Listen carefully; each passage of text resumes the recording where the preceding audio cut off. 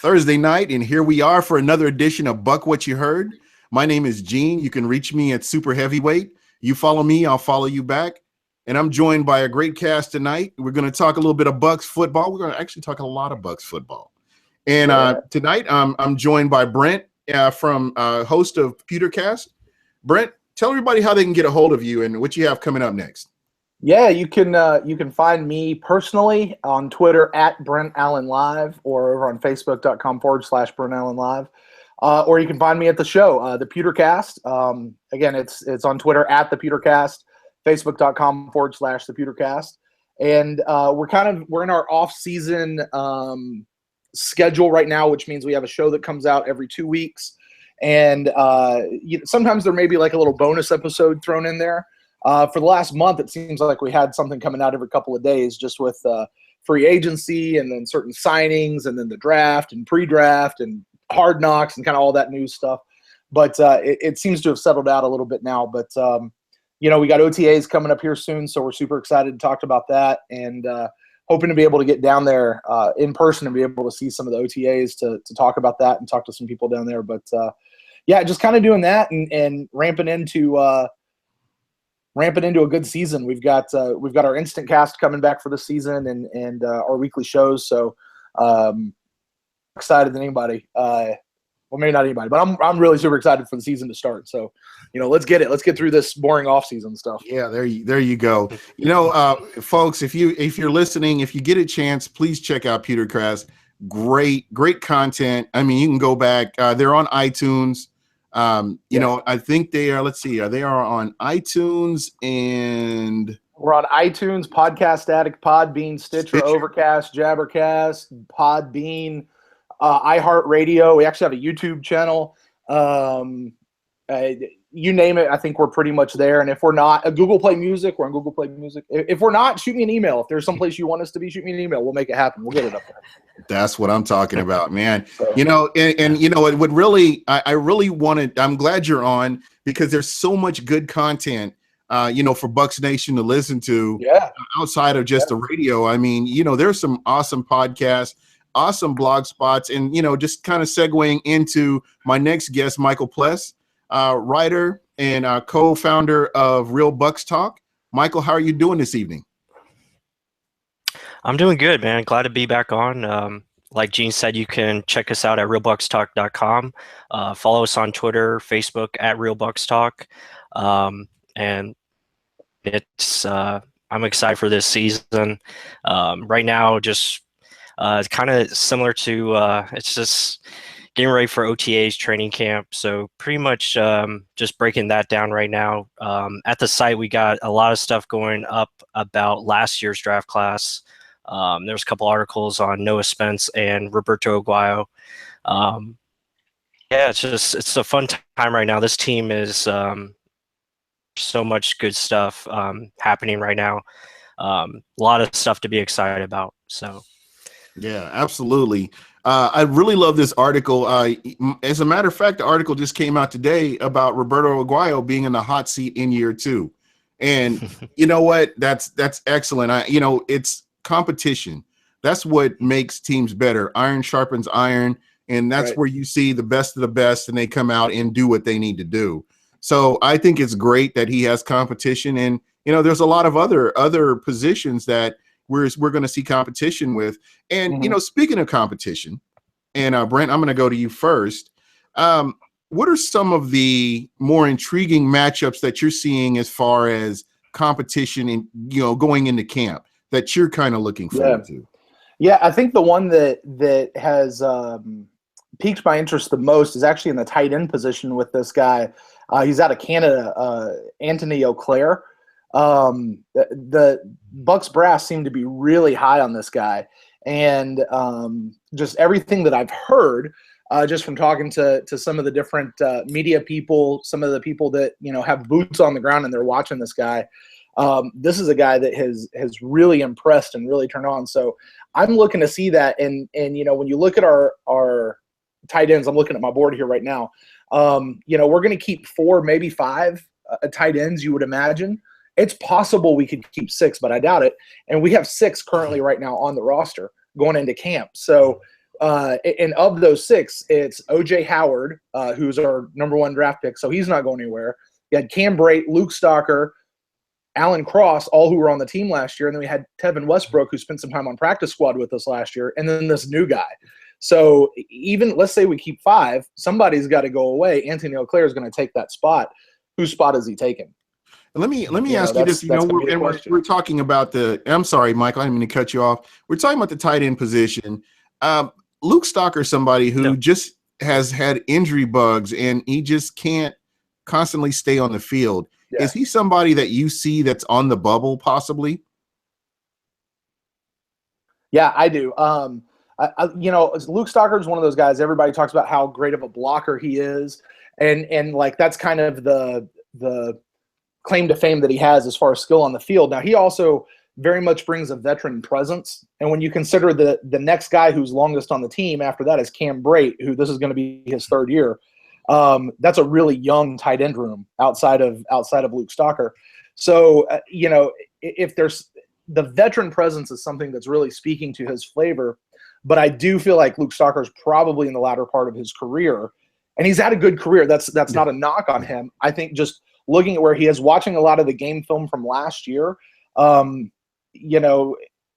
hate to say it, but he was on his face in the grass a lot of times, and that's just looking at the film, and knowing where Cutter and even Light and those guys are wanting to take this team. They keep talking about what they want to do with tight ends, and you saw how giddy Cutter was, in the draft room when he got a tight end. He loves tight ends. Like that's his thing is tight end.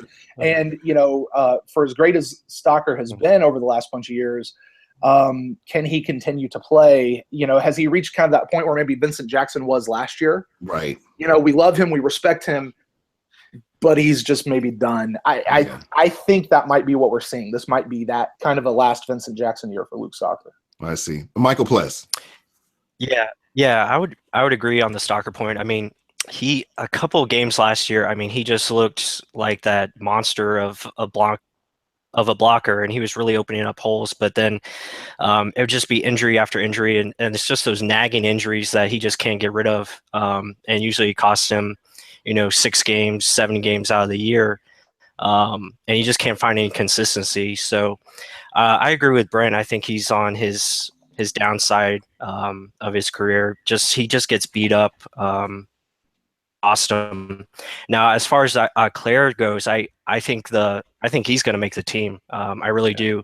I think the Bucs probably would have drafted him if they would have stayed where they were at the 7th round selection, but they traded up for Stevie T. So I think Claire has a lot of potential. He's got size. I mean, he can make plays. So, and he can also block from what I've seen. So, I think he's a definitely possibility of making this team, and can really help out our roster to balance it out.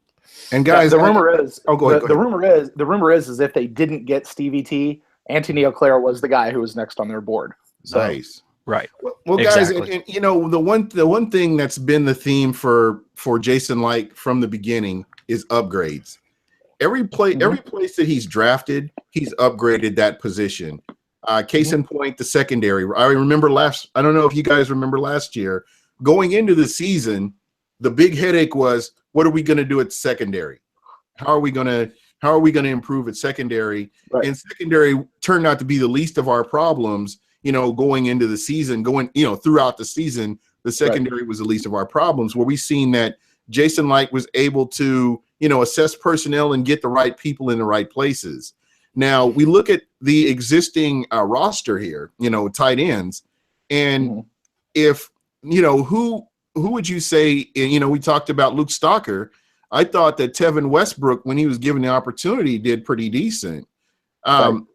Who do you replace and say, hey, we can upgrade at this position? We get him out and we bring somebody else in. I think that's potentially, going into camp, that's potentially what we're looking at is upgrading in that position. When you look at the back end of the last season and losing Cameron Brate, you had Cameron Brate and then you had a steep drop off towards the next tight end position. So I think they've gotten depth at the tight end position, and that's something right there off the bat that you have to be excited about. Mm-hmm. Yeah, I mean, remember last year going into the season with the tight end spot, what we actually had was we had Luke Stalker, who'd been there for a while. Right. Then we had Cam Brate, and we had Austin Seferian-Jenkins, our second-round draft pick from a couple years ago. Right. And then we had Brandon Myers, who was kind of the is he going to make it? Is he not? But he's been around for a while kind of a guy. Mm-hmm. And then you had the Alan Cross and the Tevin Westbrook as kind of the future tight ends. You know, those are the development players. Well, of course, everything blew up with Austin Seferian-Jenkins. Right. And that pushes Cam Brate up to that, you know, kind of that number one receiving tight end spot anyway. You know, Luke Stalker's still playing good old Luke Stalker, you know, blocking kind of tight end when he's healthy, you know, as we point that out. You know, and all of a sudden you've got this Alan Cross guy and Tevin Westbrook and these guys kind of coming in to fill that hole. Well, you know, I mean, so the tight end spot looked okay last year going into the season. It just kind of blew up on them, I think, and they ran with what they had. I mean, and that's football. That's the nature of football. Because what happens if O.J. Howard goes down week one? But we've got Cam Brate. I mean, it's that same group of people. Yeah, and you know, again, you bring in this guy that you know, you have the undrafted tight end.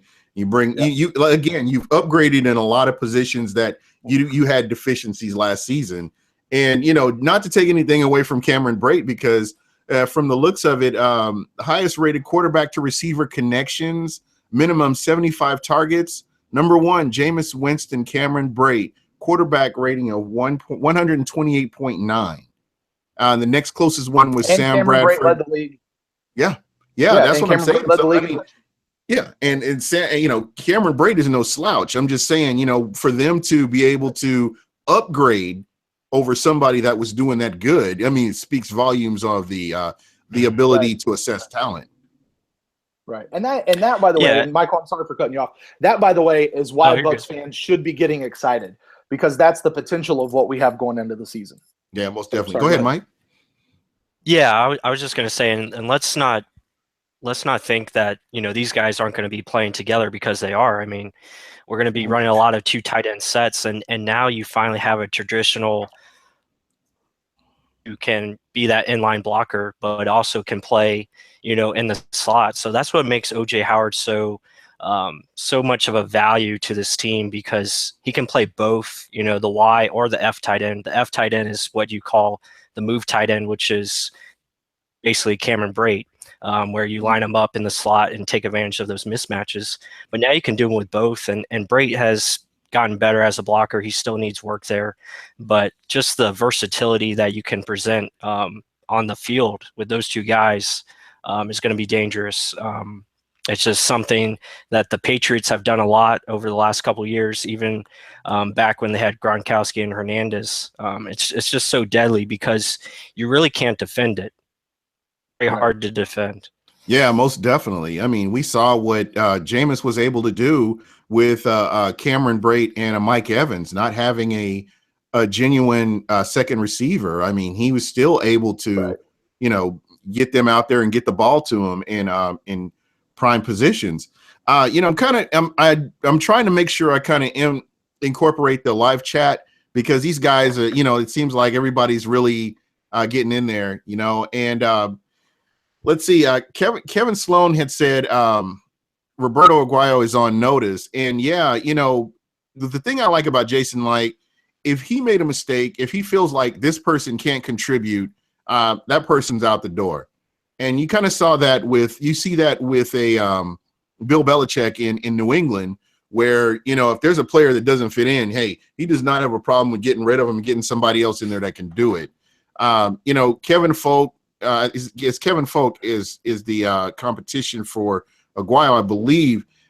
There's somebody was saying that Folk would beat Aguayo out for that position. So again, it remains to be seen. They have to go out there and earn that position. So we'll see what happens.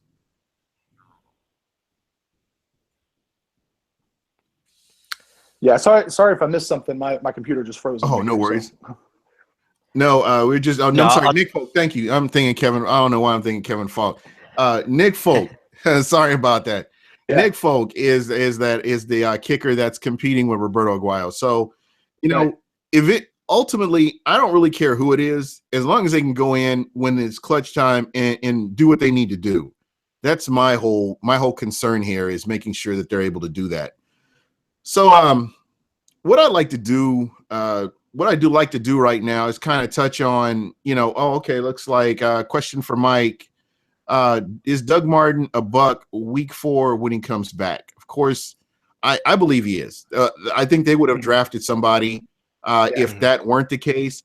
I don't think that Jason Light would be talking about Doug Martin the way that he is. Yeah, and again, there are some players. Sims cannot stay healthy. He's a guy that he's proven that he's not an every down back. So he can catch the ball. He can catch the ball out of the backfield. And I'm not taking anything away from what he can do, but he just cannot stay healthy. And I think that's what you need is that guy on the field. Go ahead, Mike. No, I would agree. I think Martin's going to definitely be there, after his suspension. I mean, there's just no signs pointing to him being let go. He's in great shape. He's got his mindset right. And let's not forget, I mean, the guy was the second leading rusher 2 years ago. He's behind the same offensive line. He's got more weapons around him now, which will open up the box, which will make him even more dangerous. The guy's a good running back. I mean, yes, he has injury concerns as well. The field, I mean, he's one of the better backs, and the Bucs need him this year. They need him to be good. They have to set up the play action passing game to be a dangerous offense. It's just got to have it. The offense is predicated on it. You drafted McNichols, which is, I think he's going to be ending up replacing Charles Sims. I think Sims is the one guy that's in trouble here. He's got to have a big year this year to get a new contract. But I think McNichols is going to be the guy that ends up replacing him. But I don't see Martin going anywhere just for now. Yeah, right. Go ahead. No, I agree with that. I mean, it's if you're listening at all to what they're saying in their press conferences, they like the group that they have right now. That includes Doug Martin. He's looking it seems like he's done everything they've asked him to do. I mean, there was even the game where he kind of voluntarily, I guess, sat out last year. That second, what was it, the Saints game? I think it was. Yeah, Saints game. Correct. And that was before the suspension ever happened. Like, that was kind of a self-imposed thing. So, Doug Martin seems like, now I'll say this, I think Doug Martin's also on his last chance with the Buccaneers. He has to perform this year. This is like another contract year for him, and he either performs or he's gone. But I think they're going to give him that chance. I 100% agree with what Michael's saying, though, about Charles Sims. A couple weeks ago on our show, we had a kind of our top 3 of players that we thought were on the bubble, and I had actually brought up Charles Sims then as kind of the guy that not a lot of people are talking about. And then in this last show, my co-host Ren had actually brought Charles Sims up as a surprise cut that may happen, and I told him, I was like, I don't think that's a surprise. I think he actually could be a guy who was on the bubble. And I know some fans might disagree, because as we talk about Doug Martin just 2 years ago being the leading rusher in the NFL, let's not forget Charles Sims was the second half of the best 1-2 punch in football just 2 years ago. Right. But as we say, he's been injury prone. There is that little thing where, he was given the opportunity to step up to number 1 last year, and he didn't do it. Yeah. And that's like, but on the other side, nobody does what Charles Sims does on this team better than Charles Sims. Right. It's just, is that enough to keep him in a running back core of 3, maybe 4 guys, when the other people are Doug Martin, Jacquizz Rodgers, Jeremy McNichols, and Peyton Barber? Right. Is that enough to keep him? And that's the question. That's something to watch as training camp and stuff goes forward, is what's Charles Sims looking like during camp this year. Yeah, and the one thing about when Charles Sims was drafted, the one thing about him that they really liked is he could catch the ball out of the backfield. Right. And they said he had nice hands, which he does, and he's been able to, make plays. But I keep hearing the same thing about McNichols on, they're saying that this guy can he's got that burst and he's a physical back. And that's scary when you've got a big back that has nice hands. And once he gets out there in space, he can, make things work. And just looking at some of his film, I mean, he's got good anticipation. He hits the hole. I mean, he's not, one guy that always frustrated me was LeGarrette Blount when he hit the hole, because he would kind of tiptoe up to the hole and then he wouldn't go full speed with all of his weight behind him, just like a running back should. And this guy, you don't have to worry about that. You see him when he gets to that spot, he's gone. And that's something I'm looking forward to seeing if that translates to the NFL level. Right. Mm-hmm. Yeah, and let me just say this. A lot of people are thinking Peyton Barber is going to be the odd man out. I think he's got a really good chance of making this team because the Bucs are just so high on him. They really think he's got the potential to be a guy that they want to develop. So I agree with Brent. I think Sims is definitely on the hot seat. He's the guy that most likely, if they're going to cut someone, it's going to be him, just because he's entering into last year's contract. They just drafted his clone pretty much in McNichols, who can pretty much play in the slot as a receiver. He's got receiver-like hands, better inside. So, yeah, I mean, it's going to be very interesting to see. Let me ask you this, since we're talking about surprises, and Brent, I'm going to start with you. Sure. Who was your surprise cut? Somebody that you just wouldn't, that fans would not think about, that could potentially be cut. I want you to just put a name out there for us. Yeah. Oh man. Hold on, I'm looking. No pressure, man. No pressure. No, we're all friends here. No, I'm just, there's 90 people on the board here, so I'm looking at them. A surprise cut.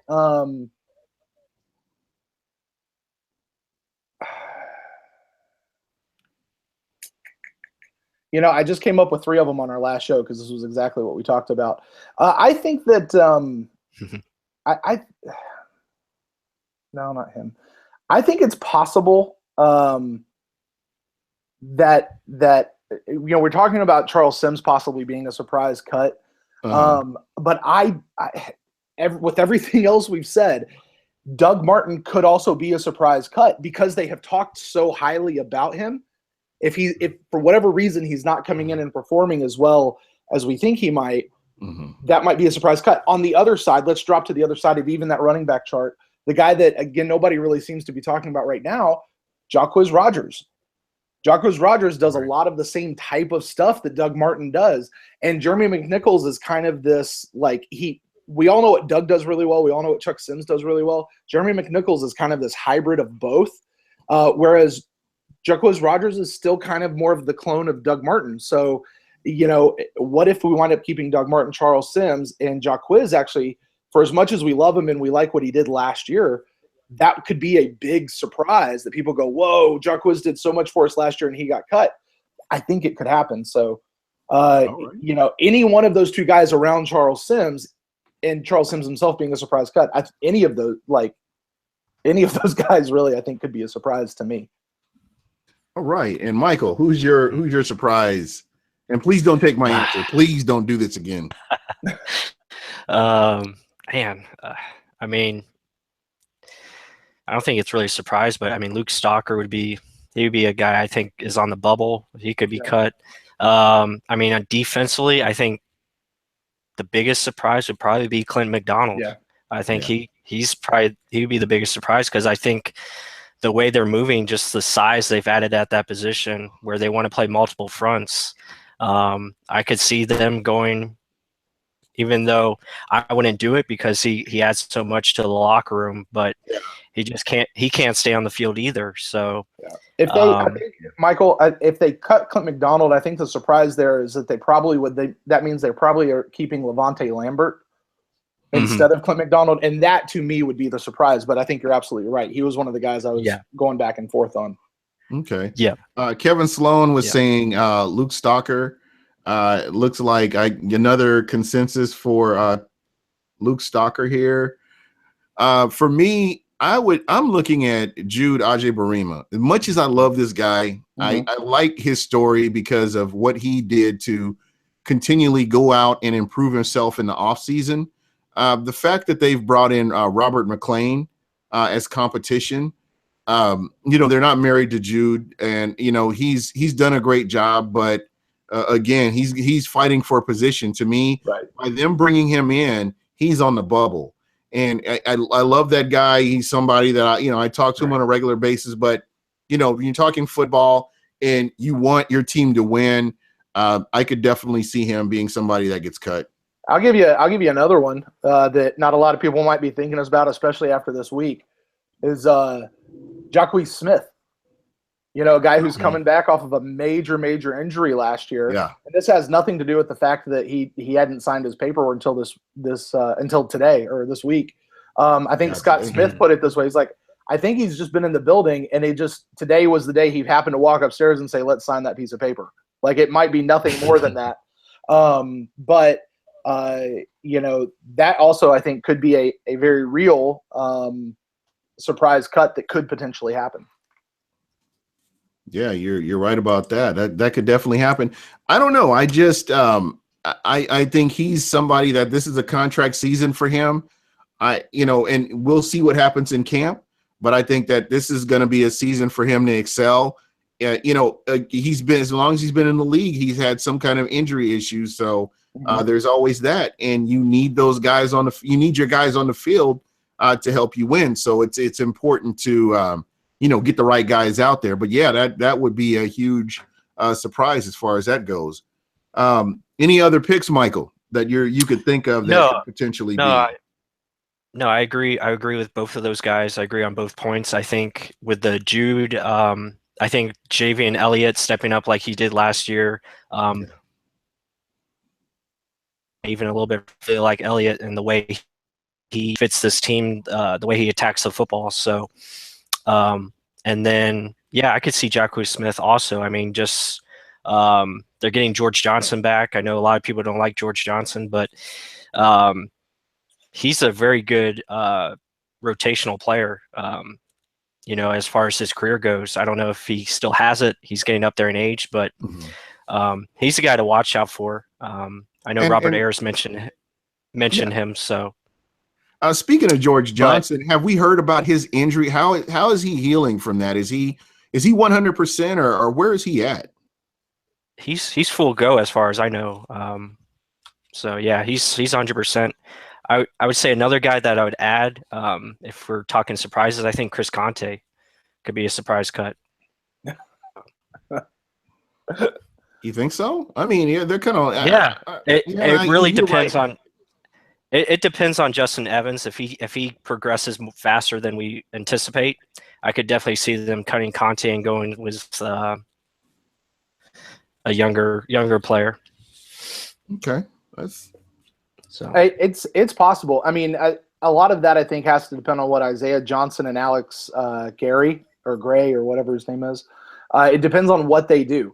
I do think that with the safety position between Evans, Tandy, JJ Wilcox, and Conti, those are the four that are going to make the season, kind of they're slated in to make the team,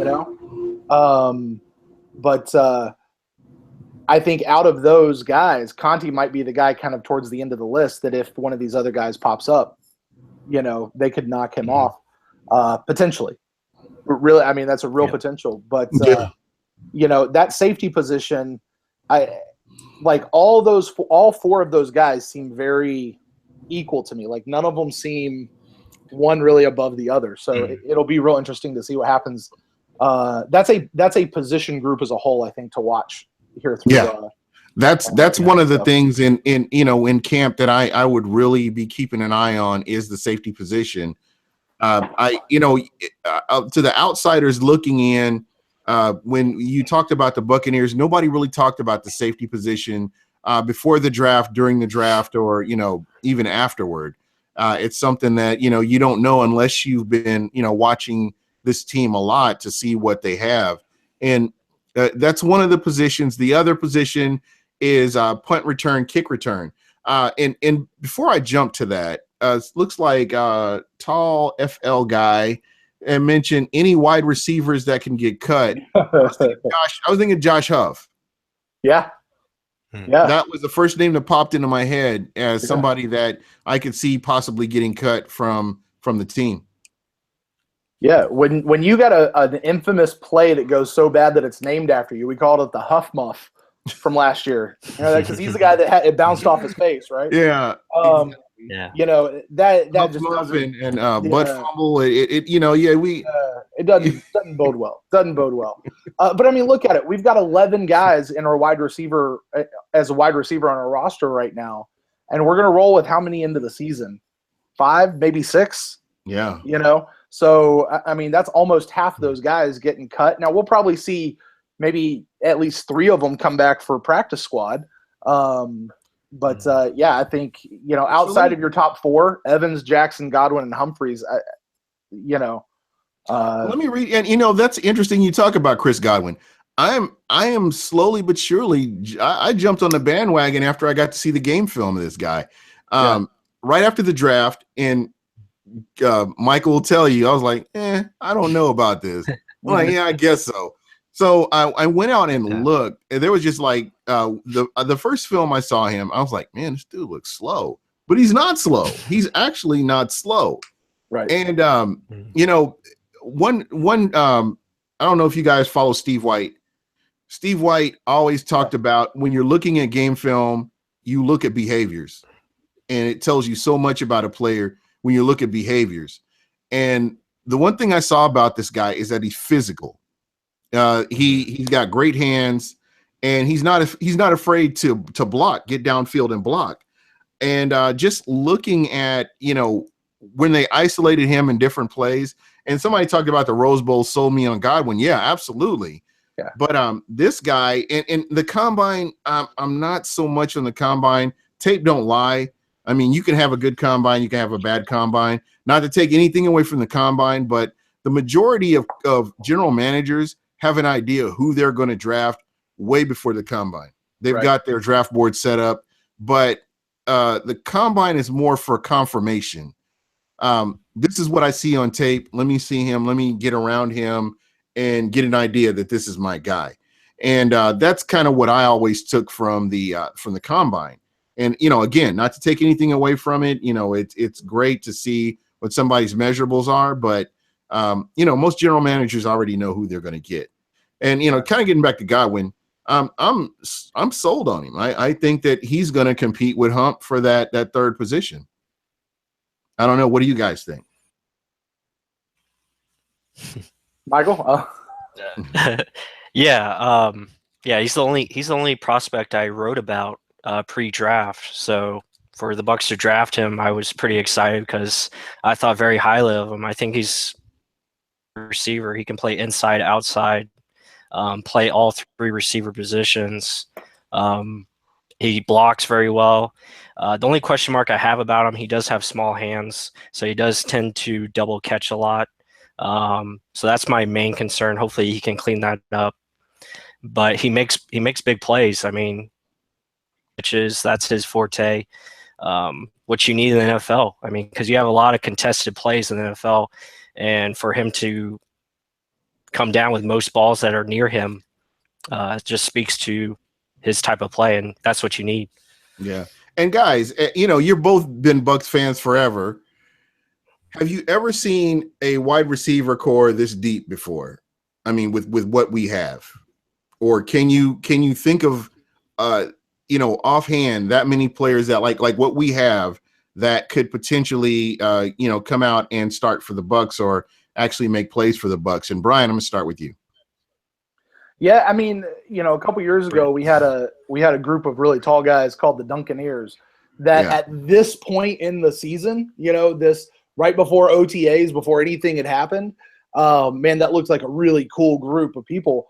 Of course, it didn't necessarily play out like that. Of course, we also didn't have a quarterback at the time that could toss to him like we do now. So, but to have the combination of skill and speed, because we've got, the elite receiver that we have in Mike Evans and Deshaun Jackson. We've got, Chris Godwin coming in, who by all accounts was a steal. Colin Cowherd was saying that, that he should have gone higher than what we did. Michael even was just talking about, he's the guy that he wrote about. And Adam Humphries, Gene, you were just talking about how he might compete with Adam Humphries for that third spot. Yeah, that might be a competition for depth chart purposes, if you have to list them 1, 2, 3, 4. But that's kind of like, well, who's our number 1 and number 2 receiver? Well, which one's which? Well, they're both kind of there. You're going to see Evans and Jackson on the field at the same time.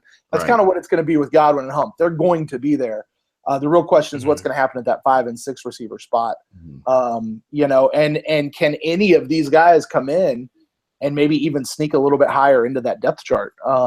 That's a tough nut to crack right now, Yeah. It's interesting. When you look at the wide receiver core from last season, you had Mike Evans, Vincent Jackson, then everybody else.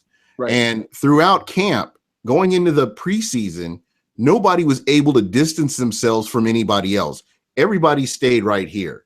So, well, I would say that Adam Humphries was sneaking up there. Yeah, absolutely. You had Mike Evans and Vincent Jackson, and Adam Humphries separated himself from the rest of the pack. Although he certainly, because of his height and his all the things, he just was not the type of receiver that Jackson and Evans was. But he was still that slot receiver. He separated himself enough. So, but he certainly didn't. He didn't play that part either. He found that niche for himself. So yeah, absolutely. And that's how he was able to secure that third wide receiver position. Right. But everybody else down at the bottom, and you're right about that. Let me rephrase that there. Everybody else in the rest of that group, they nobody could distance themselves from anybody else. Everybody was given the opportunity to be that man. And, they basically all kind of stayed grouped together. So, it's really refreshing to see where Tampa's at. I know a lot of people wanted a lot of different players in the draft, but I'm really happy with what Tampa ended up with. And it remains to be seen what they're going to do. But on paper, it looks like they've made some good moves. So, and Gene, to what you just said there, I think that's the thing. Obviously, we in the Bucs fringe media world, the podcasting world, we're all talking about how great this draft was. We've been talking about it for a month now, right? How great the draft was, how good our free agent signings are, what the potential is of this team going forward. But let's not forget, we still got to get out on the field and do it. Absolutely. And until the lights turn on and the game clock starts ticking, we haven't done it yet. We're not there yet. So I'm by no means I'm saying pumping the brakes. I'm not saying that. Get excited, Bucs fans. Get freaking excited. But these guys still got to go out and do it. Yeah, most definitely. You're absolutely, you hit the nail on the head. I'm right there with you. You're right. But it's just been so long that we've seen so much mismanagement. Let's go back to the past 2 regimes where you had Bruce Allen and the moves that he made. Yeah. And let's talk about the rock star general manager and some of the moves he made. And they just if you combine all those moves, you still don't have a lot of the same things that you saw last season. And that to me is what's exciting. That to me tells me that this team is trending in the right direction. So I don't know. There's always that. And I just have so much confidence in what the general manager's done. I know, like you said, these players have to go out and do their thing, but it's just exciting to see this, especially as a fan base. And, having been at the bottom for so long, it's really nice to be looking at a different position possibly. Mike, I know you've got something on your mind. I see those wheels turning. Yeah. No, I was like Brent said, you can, like Todd Monken actually said it today, you can have all the ability in the world, but if you don't execute, then you're not going to win. Right. It's all about execution. So I definitely agree with what Brent's saying there. We got to go out there and do it on the field. But on paper, this is probably the most stacked roster we've had a long time. So, on the field, we got to go get ready. We got to go to practice and work hard and get that chemistry down, which I think we have for the most part. But we got to get all the pieces together. And guys, to your point, I get what you're saying, but when you have everybody you have a lot of players that are here in the off season, that are training, that are trying to get better, that are trying to improve they're not on vacation, they're not in the Bahamas somewhere. They're trying to get ready for the next season. They're here sacrificing their time off to get better. To me, that's exciting. That's something to get behind right there, is players that want to get better. They want to win, and 9-7 was not enough for them. They want more. So that's what gives me confidence in this team and what I'm seeing from them. Yeah, right on, Gene. I mean, that's why we're excited, because we finally have a roster and a coaching staff that is together for more than 1 year. I mean, we finally have stability and stability at the quarterback position, the head coach spot, the head coaching position. So everyone's on the same page, and that's why we can get excited, because we know this team is going to be better. We just know, because there's nowhere to go but up from here on out. I mean, they just have all the pieces in place, make it work. Yeah, and this is that's what gives us confidence. Yeah, and the NFC South is a tough division. You know, in the grand scheme of the NFL, you got two teams that have gone to the Super Bowl back to back. And, you know, here we are, we're competing with them. We've swept one team. We swept the Atlanta Falcons one season, and we swept the Carolina Panthers another season. And then, you know, we're in there now. We have the team to really, we have the horses to be in this race. So, you know, Gene, you say that. I'm sorry, I hadn't thought about it till this moment, but, you know, the two teams that were in the Super Bowl the last two times are the last two teams in our division that the Bucs swept. Exactly. You know? We swept the Falcons 1 year, and then the Panthers went to the Super Bowl that year, and then we swept the Panthers, and the Falcons went to the Super Bowl that year. We've swept the Super Bowl representatives the last 2 years. So I hadn't even thought about that till right now, but yeah, you're absolutely right.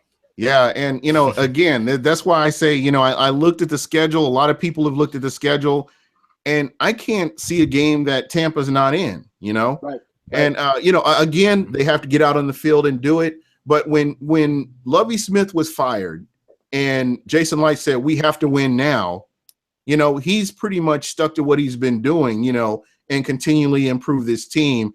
And I think we're in a position where fans can be all in and really appreciate, you know, what they're seeing. You know, and I think something that contributes to that is what we watched them do last year, especially after that blowout Atlanta game at the midseason, when they took the bye week. They made adjustments. They made changes. Exactly. And they came out and they did something different than what they had been doing the first part of it. How often do you hear that? You don't. And guys, this is what, you know, here comes the C word. You ready? Yeah. It's the change in culture. And we're watching it happen. It's not this, they're going to be stuck to this mindset and be married to this scheme and this system. They're willing to make changes. And when you have a team that can make changes and adjust like that, and then you add in the talent that they have, you know, the truth is you don't have to have the best person in each single position. You just put that group together. You nail the culture. You bring those people together.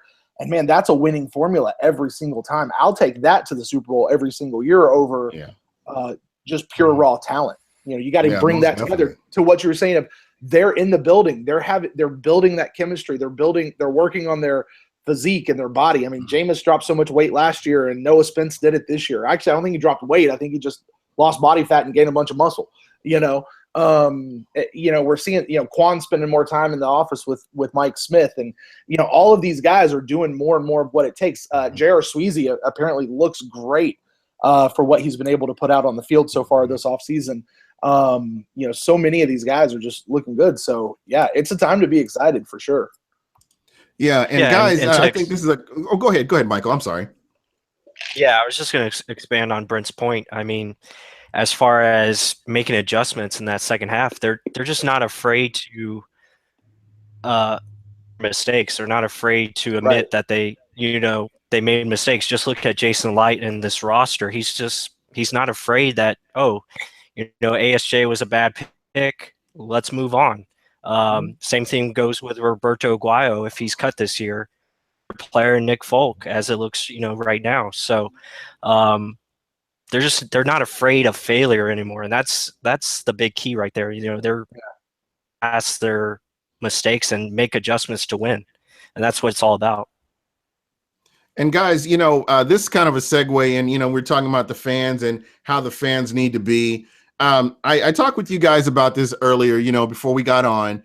There was an article in the Tampa Bay Times on, where Tom Jones was talking about the fans kind of need to pump the brakes or, put on the brakes a little bit when it comes to, what the Tampa Bay Buccaneers are doing. Now, for me, and I'm going to start this off because I'm a little irritated by this.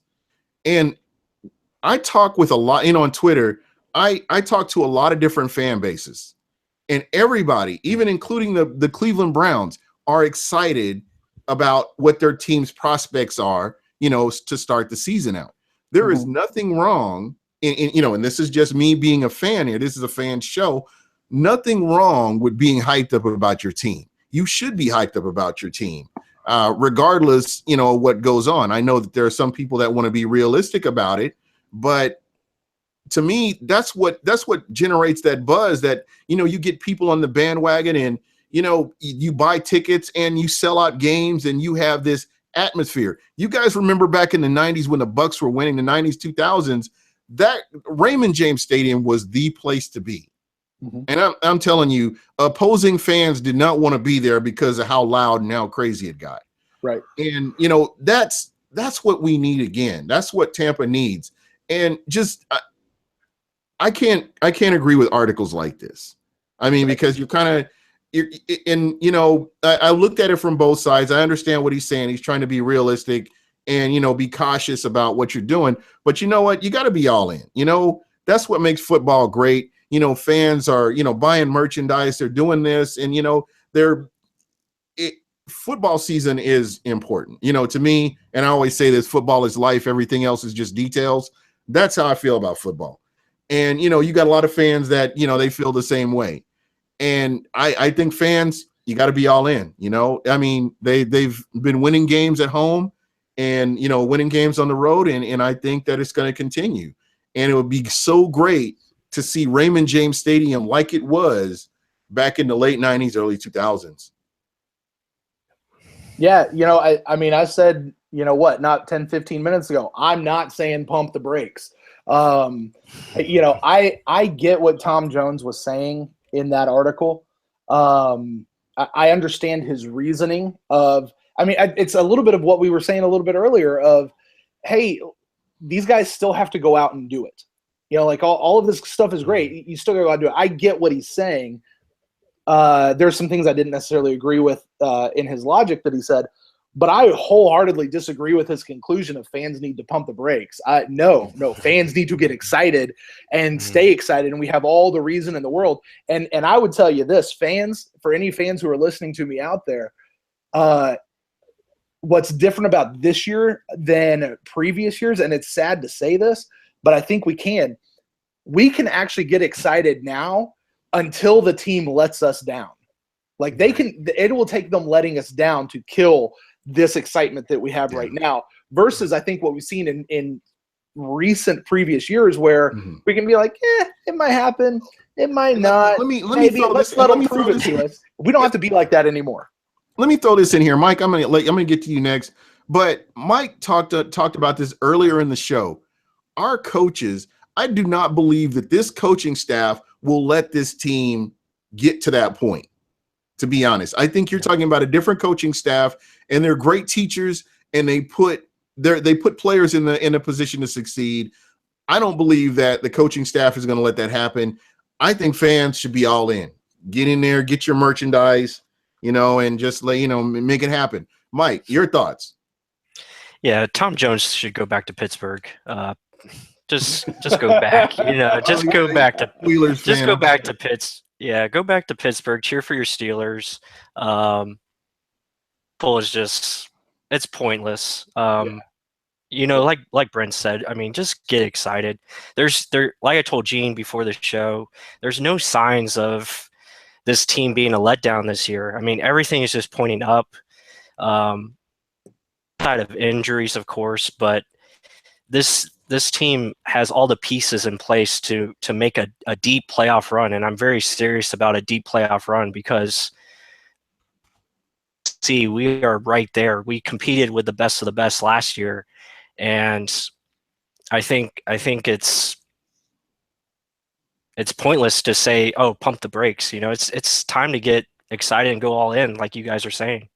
Yeah, and the people that I'm really excited for are the season ticket holders. As a former season ticket holder myself, that's a lot of money that goes into buying these tickets and getting out there and getting to these games. And you gotta be excited about that. I mean, how many teams do you see that, look at the Raiders, you look at Oakland losing a football team, San Diego losing a football team, St. Louis losing a football team, and the fact that we, as Tampa natives, have a football team, right? That's something to really be excited about, man. And any chance that you can get to be excited, you want to do that.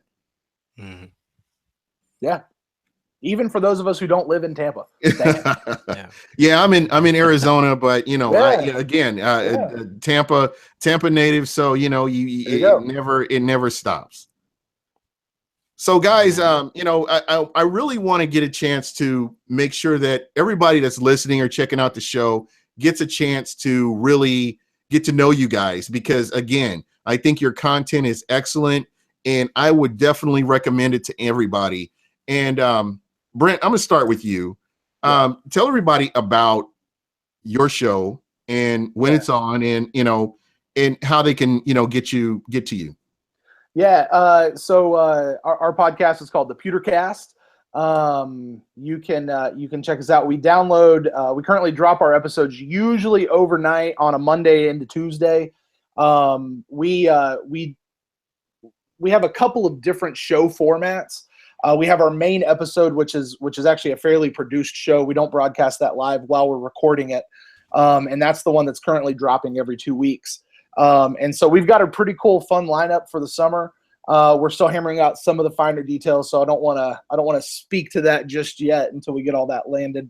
But it's a fun show. We always start with some sort of a topic at the front of the show that has to do with whatever's current with the Bucs, and then we usually do a top 3 list where we kind of go round robin with whoever we have on the show. We have a poll question, and then really to end off the show, something new we've just been doing this summer is a fan interaction spot. So people who send us emails or tweets or Facebook comments and different things like that, like we'll read those on air, like into the show, and be able to interact. And we used to do that part at the front of the show, but we usually had to kind of gloss over it or fly right by it because we're trying to get to the show. So we just decided to make that actually its own segment. That's been a lot of fun, just getting to talk to people, and that's what this is about.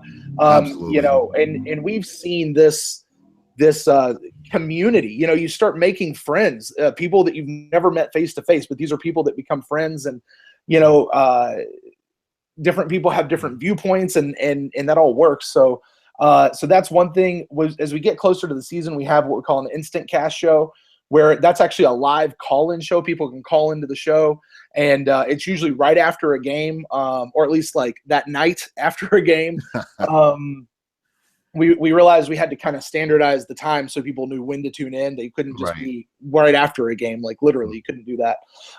So that's, there's a phone number people can call in for those shows, and those do get broadcast live. They're out on Mixler, mixler.com/the Pewtercast. But then those also get put up on the Facebook feed. So, man, those are all the things that we really have going on. We've got some fun changes we've been rolling out changes over the course of the summer.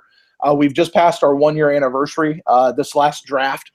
So we're heading into our second season, and man, it's been a lot of fun. It's been a whole lot of fun, and with it comes all the fun. Numbers have been amazing, outstanding.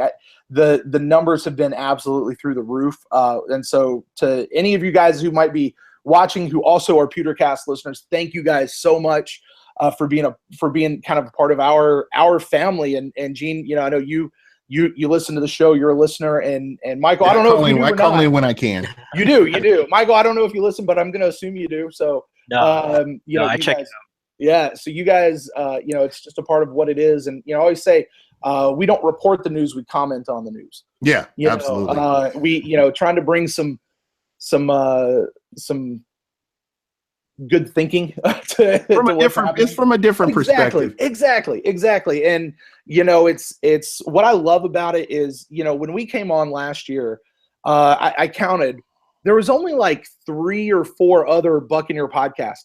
Right now, there's like 14 or 15 that are dedicated just to the Bucs. And that includes yours, that includes ours. And that's crazy. This podcast ecosystem is blowing up. And, you know, I'm of the mindset that more content is better. Absolutely. You know, because and the great thing is it's not like people can find this one and latch onto that one and this one and latch on that one. You can latch onto most of them. You know, like you don't have to do all of them, but you can find the ones that kind of work for you and go with that. And it doesn't have to be this, I'm in this camp or I'm in this camp or I'm in this camp. Like, you know, what's really awesome about it, like at work, I get to wear headphones. So I've got your podcast lined up. I've got mine. I've got What the Buc. I've got all these different podcasts lined up that I can just listen to because there's so much content. And you guys, again, I'm not in competition with anybody. I do this for fun. Right. And that's what makes it, you know, that's what makes it fun. And when the Bucs are winning, all the better, you know? Yeah. And, you know, Michael, I don't want you to feel left out, man. I'm sorry. I'm getting to you because this is a guy right here. If you get a chance to, during the draft, follow this guy. Yeah, do it. Because he's been spot on. He's been spot on the last 2 years that I've been following him. I mean, he called the Roberto Aguayo pick before it happened.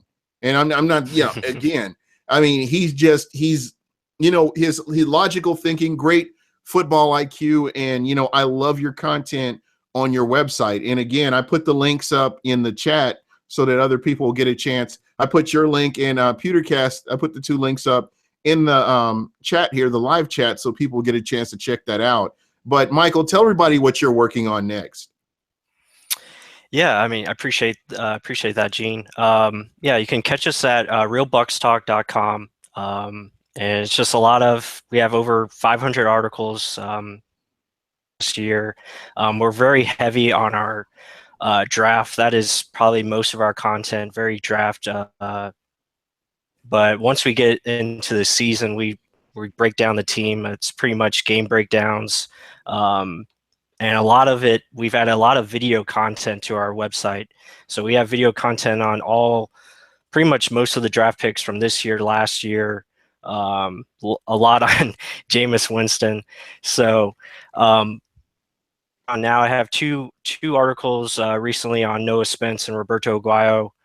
Pretty much going to start breaking down last year's draft class. So I'll have more articles coming out on Ryan Smith, Caleb Benenoch, Devontae Bond, and then I'll also have the last piece on Vernon Hargraves. So Brent was saying, I mean, we're pretty much the written form of the Pewtercast, where it's a lot of our just, you know, it's opinionated, and we like to hear what other, you know, we like to hear what other Bucs fans have to say, and it's about bringing this Bucs community together and supporting this team, and just on what kind of direction this team is heading, and trying to keep the fans informed of, you know, what's really going on here as far as this direction, and Jason Light is having them go on. So yeah, feel free to check us out. We're on Twitter pretty much all day, interacting with fans. So if you have any questions, we're always open to them, or just opinions. We love just different opinions. Yeah. And, you know, again, you know, the great content, guys. And, you know, I really hope that you know, continue to get more followers.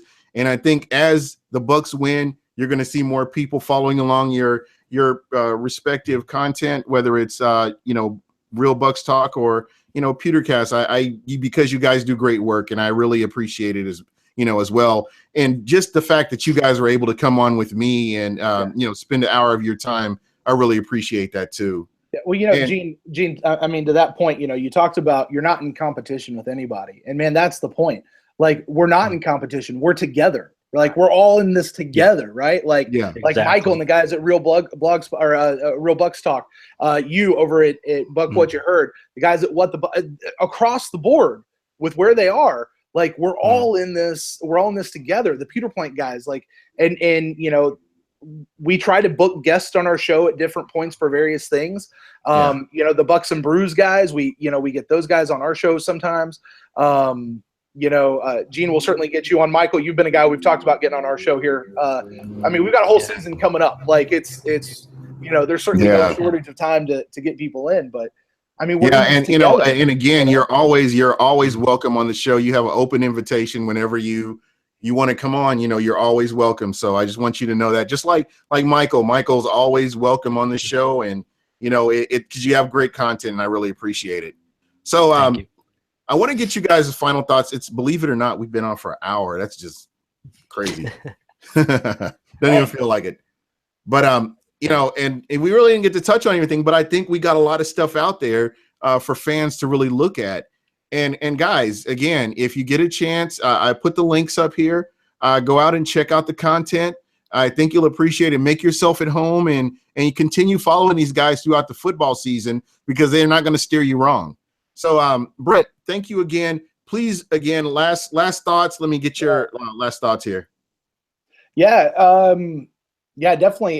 You know, don't just come in and make yourself at home and soak up the content. Be a part of it. You know, email us, tweet us, interact with us. Like, that's all a part of what this is. But you know, guys, I said it before, I'll say it again. Get excited about this year. Go ahead and get your hopes up. This is a great time. And man, I for one can't wait to see. And this team's only going to keep getting better, guys. It's only going to keep getting better. Young team.